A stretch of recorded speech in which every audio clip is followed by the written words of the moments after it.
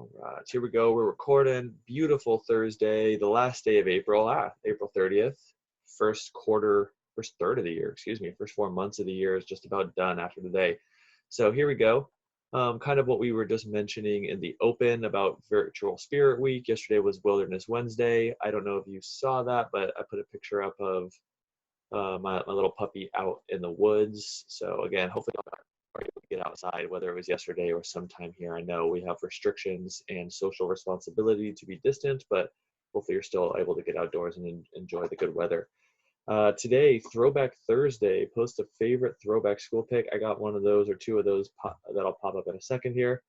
And tomorrow's Feel Good Friday. So won't see you tomorrow unless you join the office hours. Keep in mind, y'all, that I have virtual office hours via Zoom at 11 a.m. Hopefully I'll see you on there. If not, I'll do my typical Friday little quick video classroom at that point. All right, we did a lot of these announcements on Tuesday. Going to repeat them real quick. Y'all are doing a great job. Majority of you, specifically those of you who are on here right now with me, you guys have been keeping up with the work. It's awesome. You're doing a really good job. Ed puzzles, they just keep on coming. You're doing a good job on that. Sorry, it looks like my screen was frozen. Cool. So Ed puzzles. Unit circle one was posted last Thursday. Some of you have been working on it since then. They've been looking good. I know it's a long one, but you're doing a great job on that. Keep following that remote learning agenda. I posted a new quizzes today. It was called Unit Circle. This one is not an assignment. The one that is titled Trigonometry, as you can see, is an assignment taking place of lesson 2. The new one that I posted this morning, titled the Unit Circle, is an extra credit assignment if you get above 75%. So I would recommend you going and giving that a shot. Y'all know the quizzes aren't that bad. Hopefully a little bit of fun, actually, to kind of throw a little curveball in the typical math assignment. Zoom session tomorrow at 11 a.m. Already mentioned that. Right on. Okay, we're going to finish the Unit Circle today, but here was my Throwback Thursday. A couple pictures of me and some friends. Recently was Zooming with them, so they sent all these pictures over, which made it easy for me to kind of go back in the archives and find them. That was me in high school, both left at a Dodger game and right on my graduation from Saugus High School. So right on, there's some throwbacks of me. And obviously y'all aren't going to be throwing back at this point, but feel free to post any pictures that y'all have as long as they're appropriate to the Google Classroom. Y'all know I always love to see that stuff. All right, sweet. Let's get into the actual math application of this stuff today. Hold on, I'm getting some emails popping up here real quick. Okay.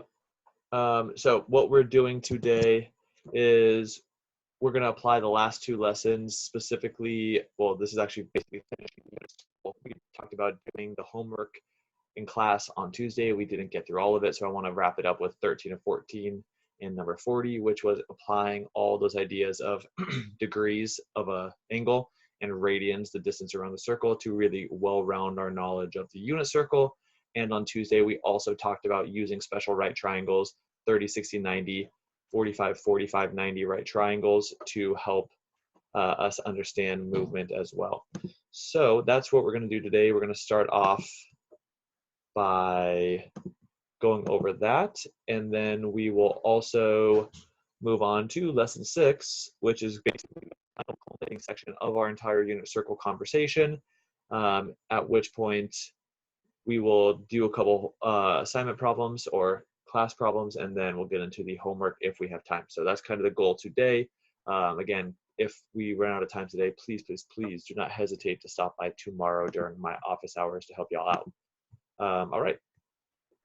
Let me answer one of your peers' emails right now. I think some of y'all have trouble getting in, so give me like 30 seconds before we move into the actual problems. I want to try to help some of y'all out who are emailing me who couldn't get in right now. So let me finish that up, and then we will get into the lesson.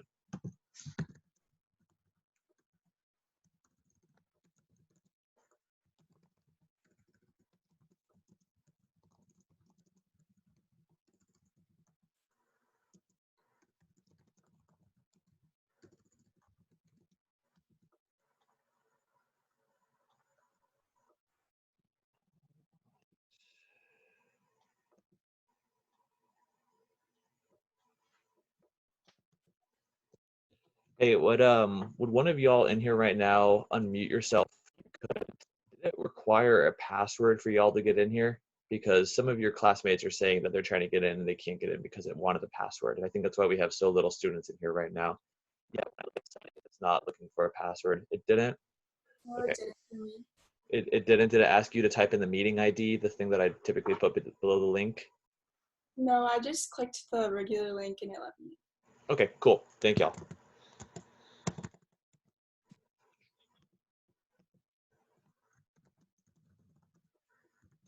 So yeah, give me one more second. I'm trying to respond to a few emails right now to kind of let some of those other classmates in.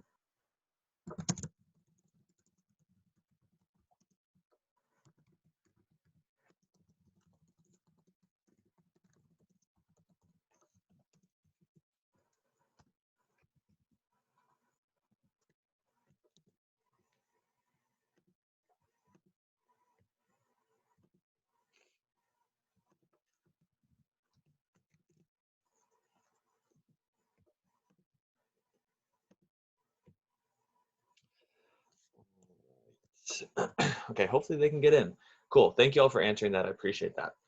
All right, so where we left off on Tuesday was on page 67. We had made our way through the first few problems of the lesson 5 homework assignment. Specifically, I believe we did 2, 4, 5, and 6. You can see 4, 5, and 6 there on 66.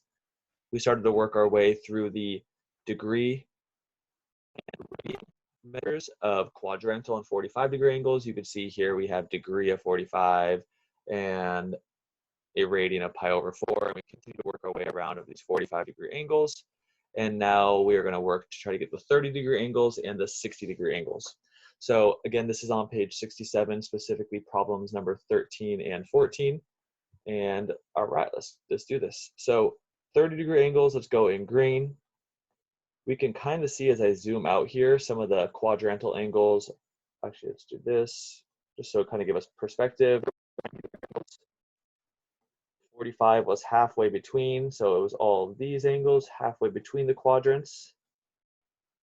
And now what we're going to do is we're going to go to the 30-degree angles, which I'll erase the blue and the purple in just one second. But the 30-degree angles, if this blue right here, let's just make it minimal here.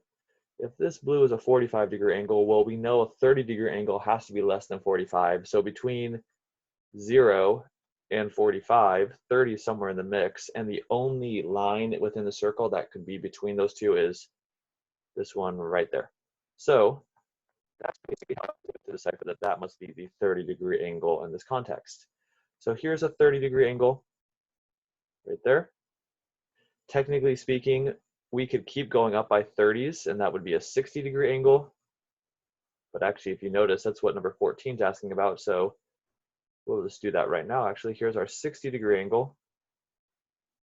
Boom.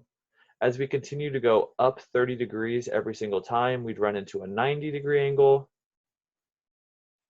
then up 1 to 120, and we keep going, we keep going, we keep going. But really, when we're looking from the context of 30 degrees, instead of making all these extra markings, we're looking at through the perspective of what we call a reference angle. So a reference angle is basically in reference or in location relative to the x-axis. So welcome in, y'all. If you had trouble coming in, I'm sorry about that, but we are on page 67 right now doing problem number 13. So in reference to the x-axis, moving in a clockwise rotation, that would be 30 degrees from 180. So a 30-degree angle, just moving backwards now in rotation, would actually be 180 minus 30, or 150-degree angle there. Cool. Same logic in reference to our x-axis, like our flat ground, or so to speak, 30 more degrees would be this way. So here's another 30-degree angle right there. And again, that's 30 more than 180, because keep in mind, this is our flat line 180 there. So this would be 210 degrees. And in reference to our x-axis, one last 30-degree angle would actually be moving this way in 30 degrees. So we're always looking basically in reference to flat ground, our x-axis, our blue highlight there. And now we know that this is a 360-degree angle. So going backwards 30 degrees would actually be minus 30 or 330.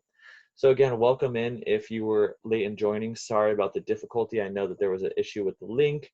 We're on page 67, problem number 13 right now, defining our 30-degree angles. And we mentioned that all of these angles that you now see, 30, 150, 210, and 330, are all 30-degree rotations, either up or down, forward or backwards, from the x-axis. Boom, all reference angles. So now all we have to do is really define what the radian measure is. And for sake of time, we're just going to zoom out real quick, go back to our beloved unit circle, page 64.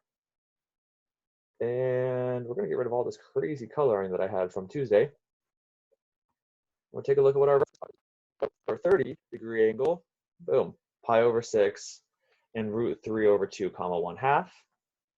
The 30 degrees backwards in reference from 180 would be 5 pi over 6 and negative root 3 over 2 comma 1/2. So let's start there.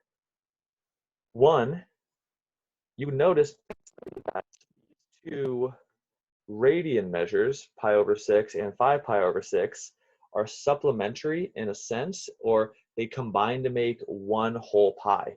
Meaning if you were to add 5 over 6, just even the fraction, 5 over 6, the elusive of the pi, plus 1 over 6, you would get 6 over 6, and if we throw pi's in the mix, it would just be 6 over 6 pi, or 1 whole pi, which is 180 degrees. Supplementary in pi speak, so to speak.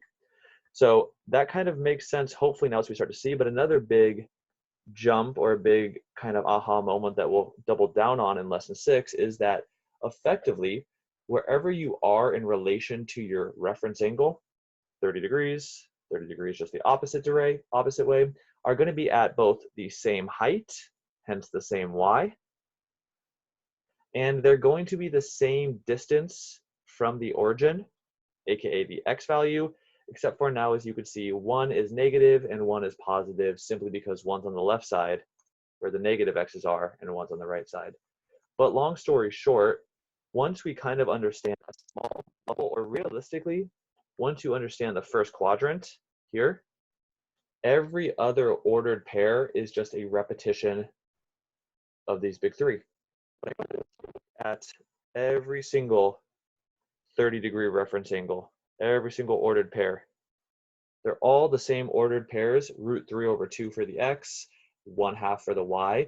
The signs are just changing dependent upon whether it's to the left of the axis, all of these x's are negative because it's on the left side, and whether it's up or below the origin. Notice that the ones that are below the origin have negative y's.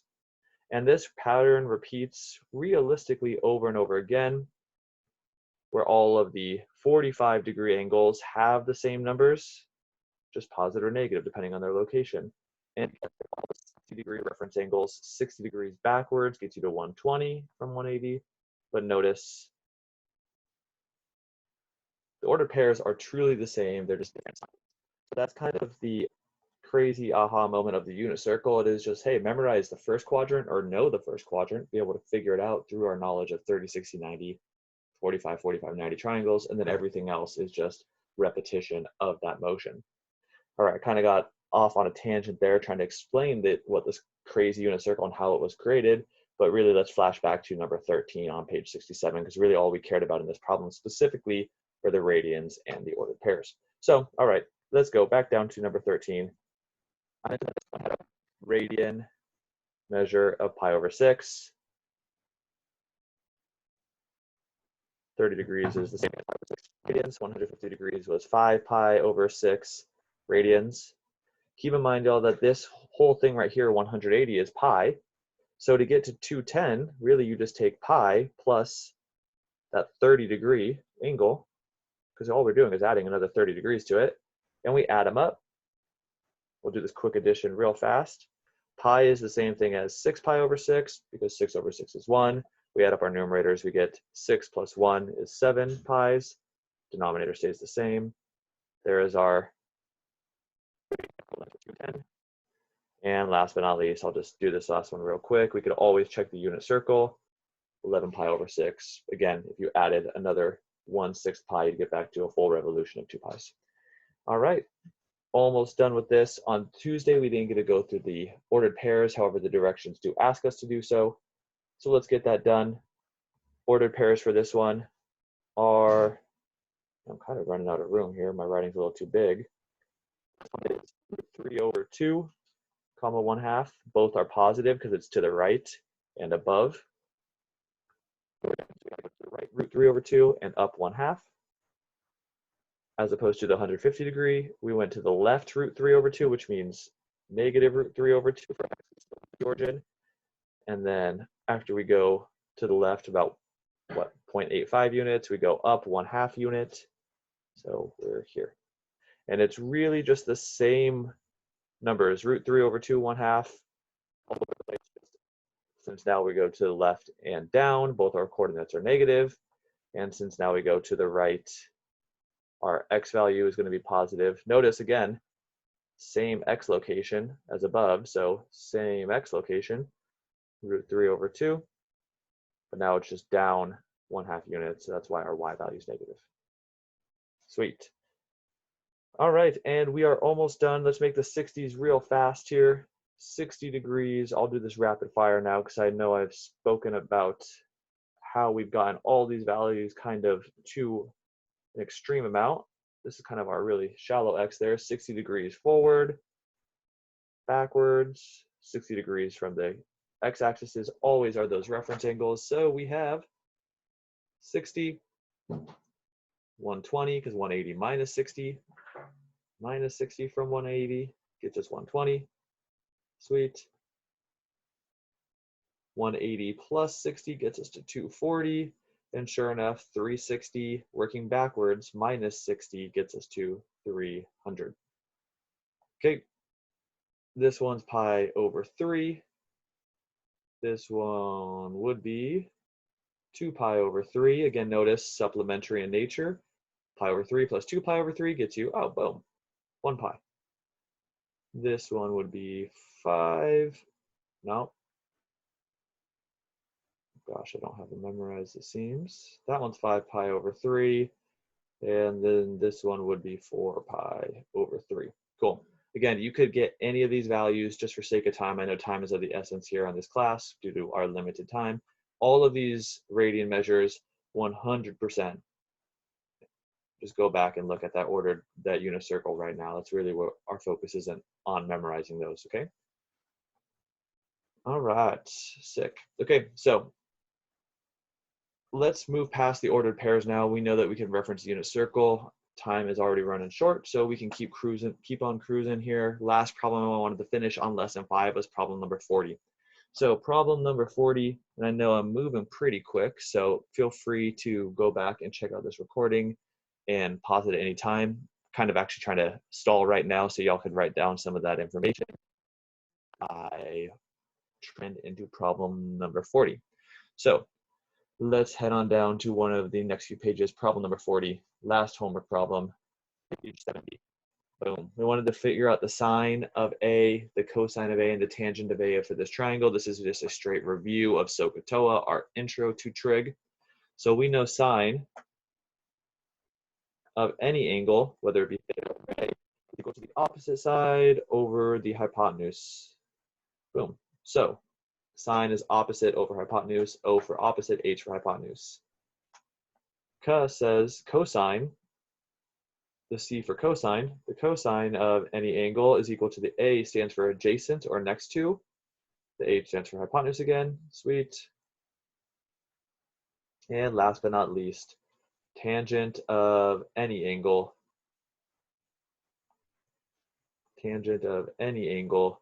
is equal to the O stands for opposite again, notice same thing, and A stands for adjacent, again, just repetition of the same words over and over again with the same variables. So all we got to do now is say, all right, we don't care about what theta is when it's unknown. We happen to know what we're looking for here, and that's angle A.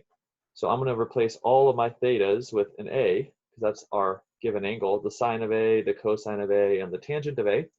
And now I'm just going to replace it in reference to A. So in reference to A, what's the opposite side? Well, it's across from it, and that's 16. So any opposites I have here, I'm going to drop a 16 in.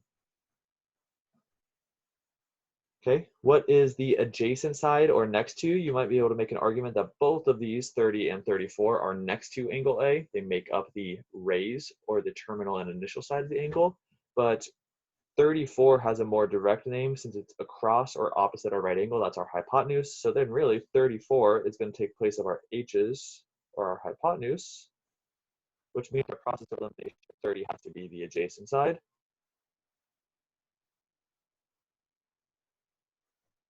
Cool.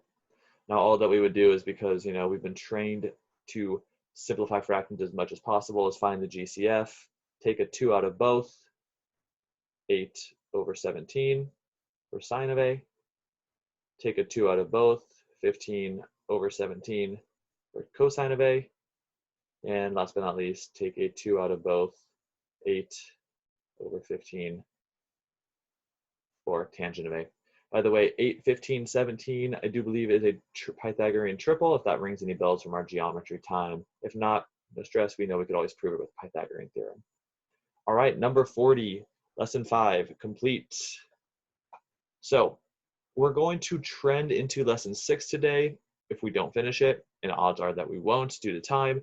I'm just going to adjust our pacing, and that means basically, as I scroll to it right now, we were planned to start next Tuesday, Cinco de Mayo, on lesson 8. I'll probably push that back, okay? So I'll probably make an adjustment to that this afternoon, just depending on where we move forward. Just kind of wanted to give you all a heads up.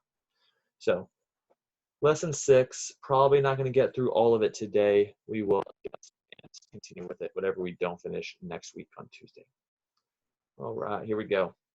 Okay, so really today's lesson is a culminating lesson on the last couple weeks, what sine and cosine are, how they're represented both in angle form and radian form, and then now really what all of these ordered pairs were on the unit circle, giving us exact horizontal location x and vertical location the y variable. So really kind of a culminating lesson on everything that we know about gravity, now combined with our knowledge of trig as we've seen it with all these different vocab words and concepts. So here we go, page 74 is where we're basically beginning the end of this unit, and we're going to talk about how specifically sine and cosine relate to the unit circle. And I could summarize this whole lesson very, very concisely based off of what we talked about the Edpuzzle, and then that's that the sine of anything is always the y value, and the cosine is always the x value. Okay, lesson 6 is done. I know, probably not going to be that easy, but effectively that is what we're talking about here in this lesson. Is sine is always returning the height, cosine is always determining the horizontal movement. And the reason for that is simply just SOHCAHTOA. If we look at a 30-degree angle and we know it's a unit circle, which means the radius is always 1 unit, well, sine is always the opposite side over the hypotenuse. Therefore, effectively what it comes down to is the opposite side of this triangle here is just the height of the triangle. What variable do we use to represent heights? Y's. The adjacent side of this triangle is really the only thing that's left, because we know the hypotenuse is 1. We know that the opposite of our reference angle 30, opposite of it is the height, how tall that triangle is, the y. So this has to be the x. Therefore, the sine of the 30-degree angle is really just the opposite over the hypotenuse. And we know that's our favorite type of fraction right there. Anything divided by 1 is just itself. So really the sine of a 30-degree angle, or the sine of any angle, 30, 40, 10, 0, 1 degree, is just the height of it.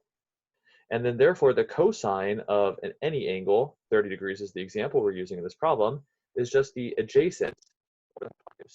SOHCAHTOA right there again, but we know x divided by 1 is just x.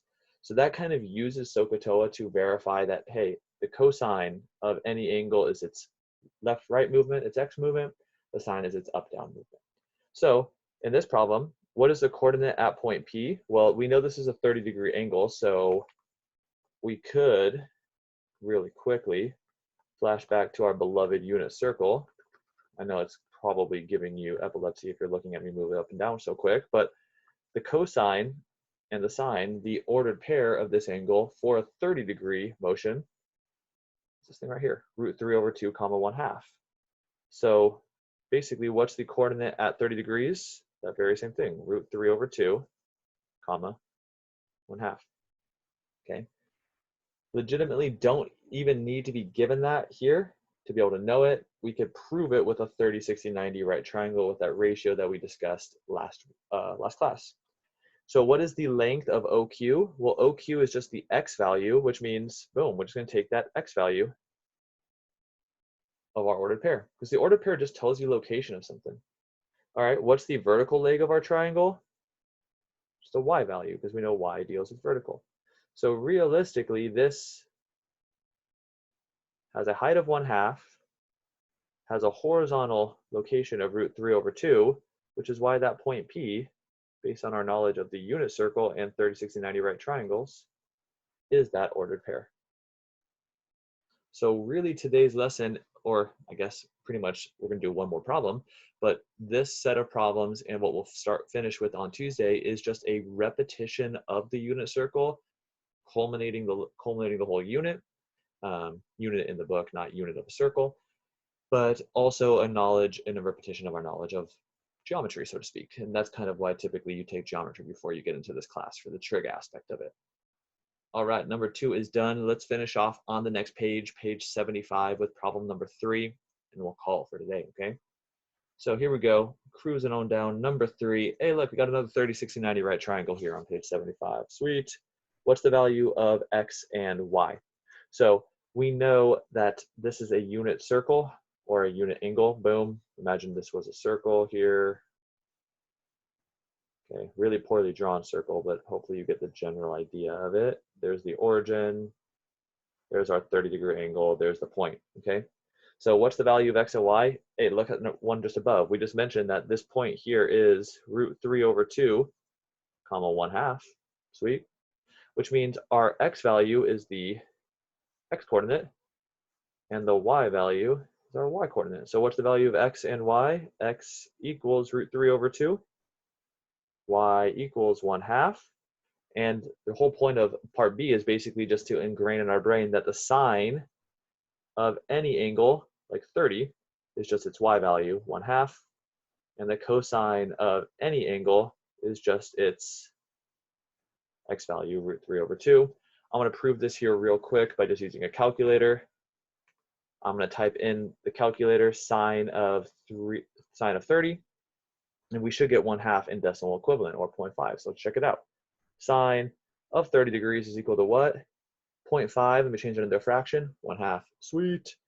Okay. Cosine of 30 degrees is equal to the decimal equivalent of square root of 3 over 2, which is that Mondo number right there. Don't believe me? Here you go. Square root of 3 divided by 2. They are literally the same decimal. So, long story short, sine is always the Y, and cosine is always the X. And on that note, what we will do is wrap up our time today. We're going to continue on next Tuesday, finishing up lesson 6. I have a few more problems that I want to do before we get into the assignment problems. So if you tune in next Tuesday, or if you come by tomorrow, I can help you out as well. But specifically next Tuesday, if you're here during our designated class session, finish this lesson, finishing the unit, and hopefully getting that another homework assignment done, okay? So I do appreciate every single one of you. I know y'all are working hard and coming in and dealing with a lot of other classes other than just my own. So it's always great to have you guys on board. So if you have any questions, feel free to ask now. If not, I'm going to end this recording and I will see you soon, okay? Thank you. Thank you for being here. I appreciate it. Thank you.